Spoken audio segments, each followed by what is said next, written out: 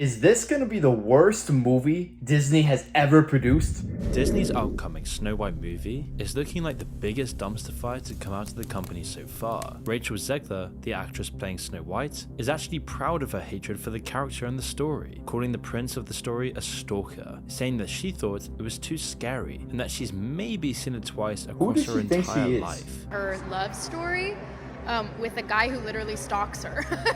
Weird. However, this wasn't just a one-off. Nearly every decision Disney's made towards this movie has announced the same type of stupidity. For example, instead of Seven Dwarfs, Snow White is going to meet seven diverse magical creatures. The prince will be cut altogether, and the story won't revolve around love at all. Instead, Snow White's going to pursue her dreams of becoming a leader, a girl boss, and seizing power for herself.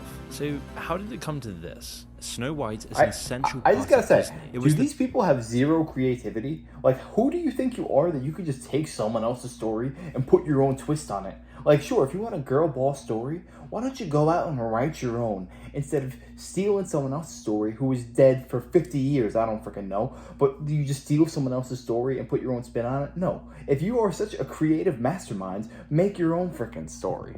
Movie that started it all. I mean, it's not an exaggeration to say that this film was the backbone of hundreds of millions of childhoods. The money from the movie literally built Disney's first studio. So how are Disney going to treat the most sacred and beloved work of art? Well, let's take a look. So one of the most famous love stories, up there with Romeo and Juliet in its cultural significance, is going to be about girl boss attitudes instead. I mean, it's an insult to even call this movie Snow White. The movie seems like a parody of modern Disney, but it's genuinely just the standard for them now, as for years they've been pumping out flop after flop, sequels and remakes that all tell the same story by hijacking people's childhood classics. A few of the more recent ones are The Little Mermaid, Peter Pan, Don't get me started Pinocchio, on Little Mulan, Mermaid, Aladdin, The Lion King. The list just goes on, and there's a bunch of similarities between all of these movies. They all got middling to poor reviews, and they all barely broke even or just flat out lost money. Even the critics couldn't justify them, and audiences definitely weren't interested in these movies. But more importantly though, they were all completely unnecessary, and there's a few good reasons for all of these failures, and a huge reason as to why Snow White is going to fail at the box office. And the most obvious one is that nobody wanted these movies to begin with. The originals are classics, made with love and care for the fairy tales or stories they're telling. Over decades and decades of history, they all rose to the top and kept their place in culture because of this. So trying to remake them immediately puts you in competition with some of the best movies I will fight back which on is that one issue,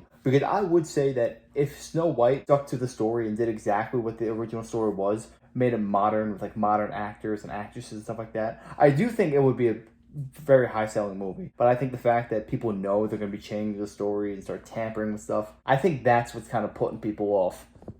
When you take a look at what the remakes bring to the table. They're just bad films, plain and simple. They have some good qualities of course, and it's hard to generalize. The visual effects are often stunning, and the actors try their best with what they're given. But with few exceptions, all these films have absolutely awful writing. The way they treat their characters is almost childlike in its simplicity. The heroines of these movies aren't flawed or interesting at all. Instead, it's the world that gets forced to change around them. Mulan's a perfect example of this. In the original, Mulan is no different from anyone else from the outside. She struggles at first, but overcomes her obstacles through hard work, perseverance, and the strength of her will. In the remake though, Mulan is given superpowers instead. Only they're not really superpowers, instead they're explained through a bastardization of the Chinese idea of qi. The end result is a character that doesn't change or grow because she's already finished her arc before she's even started. And a final irony of the Mulan film is that while it sold itself under the buzzword of diversity, it was one of the most exploitative films in modern history. I mean, most of the filming took place in the Chinese province of Xinjiang, the same province where China is imprisoning and torturing millions of its minority peoples in re-education camps. With the movie even giving credits and thanks to the local Chinese government, including the specific department responsible for these re-education camps, or in more plain words, concentration camps. Mulan's a result of the standard heroine template that Disney uses in all of their modern movies. Without flaws or growth, these characters are just boring and unlikable. Instead, they've been designed to fit a set of traits and qualities which the corporations have decided are what makes a strong female character,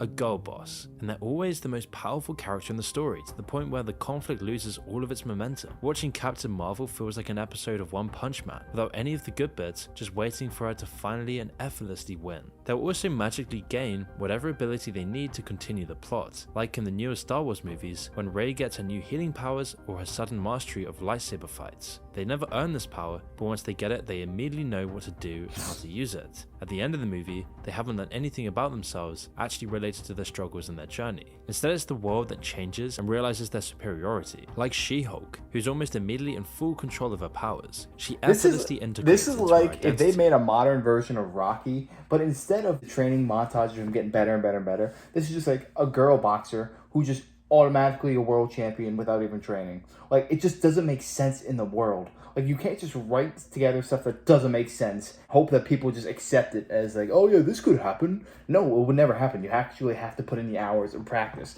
It took Bruce Banner a movie, a multi-film character arc, and a whole cinematic universe to get to that stage. But a final part of the strong female character template is that they're always obsessed with their own power and leadership. Of course, it's great to teach little girls that they can rule the world, but now that's seemingly the only thing women can be anymore if they want to be feminist and acceptable by modern standards. In effect, we've traded one closed-off box to put female characters in for another one. Women don't have to only be housewives and princesses, but they don't have to be leaders either. Feminism means the freedom for women to be whatever they choose to be, framing the desire for love, having children, and a happy family as a patriarchal indoctrination has the same silencing and dehumanizing effect as any other constraint society puts on women. But that's exactly what Snow White will be about, and if Rachel Zegler's interviews on the film are to be believed, Snow White won't be falling for a prince or even thinking about love or other people at all. I just mean that it's no longer 1937, and we absolutely wrote a Snow White that is not going to be saved by the prince. She's not going to be saved by the prince, and she's not going to be dreaming about true love. She's dreaming about becoming the leader she knows she can be. Instead, she reduced the princess role in the story to being a stalker. Inevitably, his gosh. only role in the remake will be as a laughable example of a pathetic weak man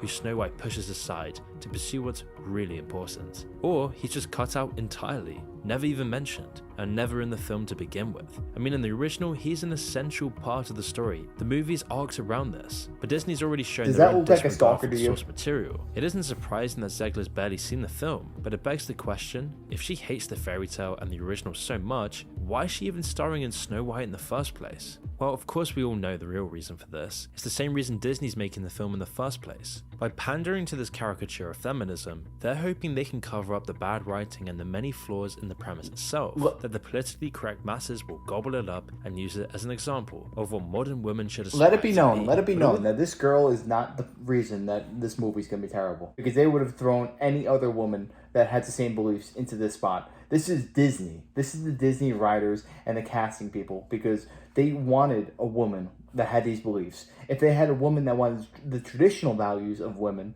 and wanted to pay homage to the actual tribute movie from 1937, they would have not got the job. No way. So this is Disney. This has nothing to do with the cast. virtue signaling in the world can't cover up the fact that barely anyone even wants this. The movie is written and directed by a man. The audience is a mix of men and women. And at the end of the day, Disney has nothing to do with feminism at all. And you see, the thing is, Disney's audience don't want this corporate brand of half-baked pseudo-feminism that Disney's trying to sell down everyone's throats. I mean, when you compare Disney's many failed attempts at this compared to the Barbie movie, it becomes crystal clear at what people really want to see. The movie's just setting itself up to be just one more in a long line of overly sanitized Disney flops. And defenders of Disney's approach might put the onus on the audience, calling out critics of their films for being anti-inclusive or simply not respecting stories told from the female perspective. However, Barbie's success is evidence that this notion is simply not true at all. It's blown away every recent live-action Disney project out of the water, and is currently on track to become one of the highest grossing films of all time, showing us that films that Who's are watching inclusive this? aren't always complete flops, but woke, virtue-signaling, boring, empty movies are hated universally in the public. And yet for years, Disney has continuously pumped out these sorts of movies, producing flop after flop, sequels and remakes that all tell the same story, hijacking everyone's childhood classics. Barbie has smashed countless box office records, and has already grossed over $1 billion I had no idea it was worldwide, that successful. making it clear that the world does have some some capacity to respond well to some female-driven narratives when the script is written well, and its creators have respect for the source material while at the same time not taking themselves too seriously. Because you see, Disney isn't just failing because the movies are about women, it's because they're terribly written, virtue-signaling films, as Barbie is the perfect example of a blockbuster feminist story that can be universally related to. It's enjoyed because its message and main character, despite being in Barbie land, are very much somehow grounded in reality. Margot Robbie's Barbie isn't an exceptional leader or an especially gifted or talented individual. She's one of many Barbies in her little world, with most of these other Barbies being more tangibly impressive, having more specialized skills than Margot Robbie does. And when she's met with unexpected conflict, she's just as ill prepared as many a person would be. The odds seem instantly stacked against her, and she quickly becomes a fish out of the water. And the uphill nature of Barbie's struggle and her changing throughout the movie as a result of what she's experiencing is what makes it a compelling story. And despite her flawless appearance at the start of the movie, we quickly find out that she's just as flawed and vulnerable as everyone else is. And yet, and you also have to factor in, he's not going out doing interviews bashing men and saying they're stalkers and saying all this nonsense. Margot Robbie, like, every guy wants to be with her. Like, she's like the dream woman from everybody. And I actually did hear a rumor that they wanted Amy Schumer as the Barbie.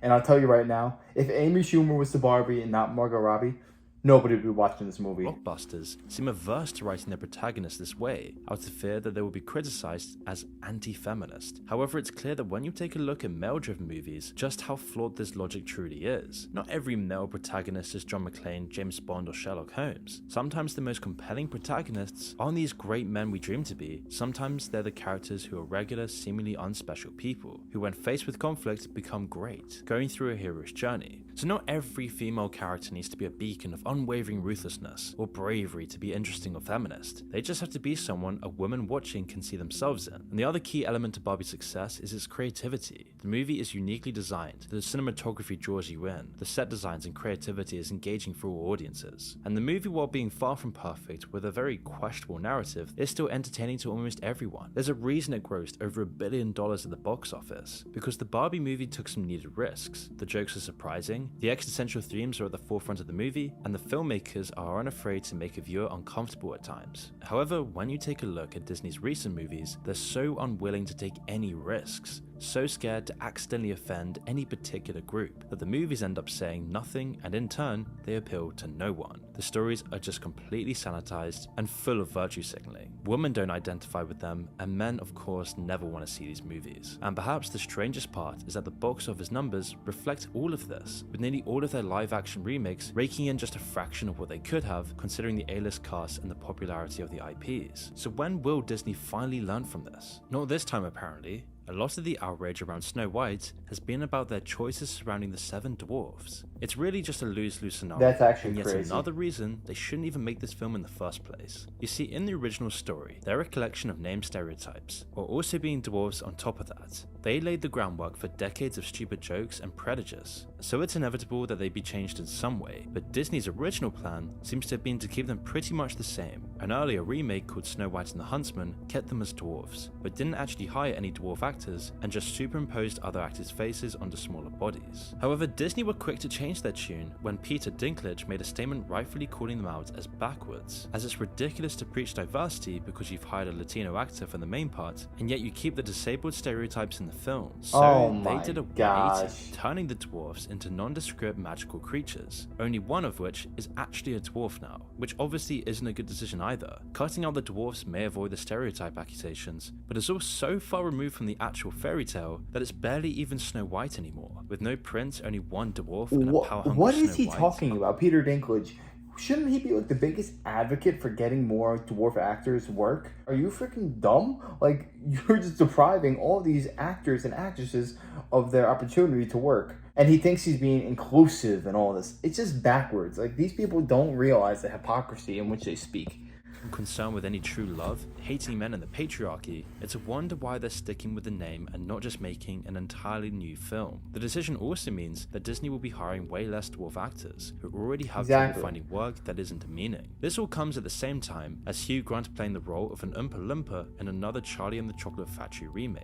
At the end of the day though, they could have cast real dwarfs in the movie, as long as they actually had good writing. If they humanized the characters rather than using them as pawns in a game of identity politics, it could work. But But knowing what we know about the rest of the movie, this will never happen. And we can't forget that this is all a publicity stunt for Disney anyway. They don't care about actually representing minority communities or standing up against prejudice. If they did, they wouldn't censor their own movies when they're trying to sell them to more repressive countries. One scene from Avengers Endgame, where a man just talks about going on a date with another man, was entirely cut from the Russian release. The same thing happened in the Disney Pixar film Onward, when it released in 2020. A same-sex kiss scene was edited out of Marvel's Eternals for some Middle Eastern countries, and China's probably one of the most demanding countries for censorship, and Disney's very happy to play along. Of course a huge they are. amount of their Anything movies for would have money. been even bigger flops if it weren't for the Chinese market. They changed the Tibetan character to our white one for Doctor Strange, also that they could secure a Chinese release. A Simpsons episode that included a joke about Tiananmen Square mysteriously disappeared from Hong Kong's Disney Plus, because Disney only cares about the money,